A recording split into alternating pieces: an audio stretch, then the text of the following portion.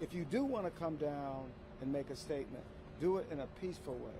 So this is not the vast majority. We had roughly 1,500 peaceful protesters here, all with a message. Some even commended the Detroit Police Department for the work that we do each and every day. But I will not stand by and let a small minority of criminals come in here, attack our officers, and make our community unsafe. Just know we're not going to tolerate it. The one arrest, I don't know if it was the first one at Rosa Parks in Michigan. Can you tell us what he was arrested for, and was he also... I'm not certain about that. I just know that the one arrest where it was a pursuit on the freeway was the individual who tried to run over a police officer. That person was arrested. And oh, by the way, to the young man who thought he could get away with ripping the windshield out of one of our police cars, we do know who you are. So whoever did that is still out there? He's still out there, but we know who he is.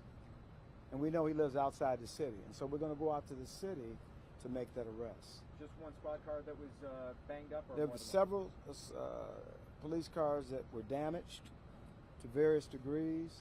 Again, except for the one command officer who's being transported to a local hospital.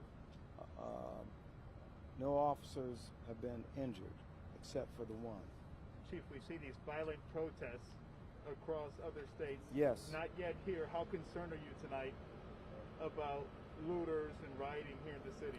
I'm not concerned about that. I'm concerned about the safety of the people who want to peacefully protest. I'm concerned about our police officers.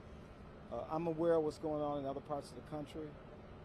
Again, many of the protesters at the beginning of the protests supported this department.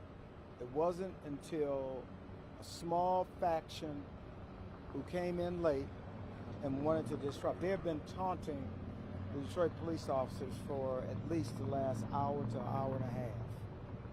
Chief, we're concerned about that officer that was struck with a rock. Do you know his injuries at the time? I don't. This, as you saw the units leaving with their lights and siren, they were responding. There was an officer down call, and he was being transported by an officer. I'm unknown on his injuries right now.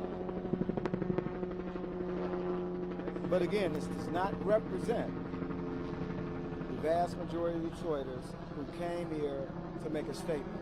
I want to also thank many of our community leaders, Detroit 300, Tafari Brent, and that's just to name a few.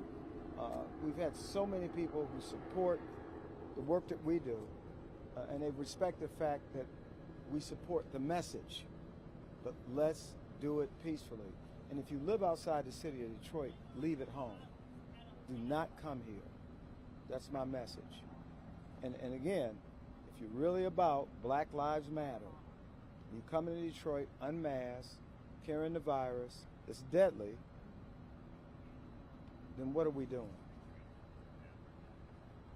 All the people I talked to today, they said they don't have a problem with Detroit police, but it was just a kind of a national protest against. I understand that, and it's you feel okay. Like you've kind of made a good connection with the community, I guess. I love this community, and we work very well with this community. And we know that the individuals from outside the city of Detroit who've converged at the protest location don't represent this city. They're not from this city. And so I'm just asking for all Detroiters to continue to support us. Let's peacefully protest.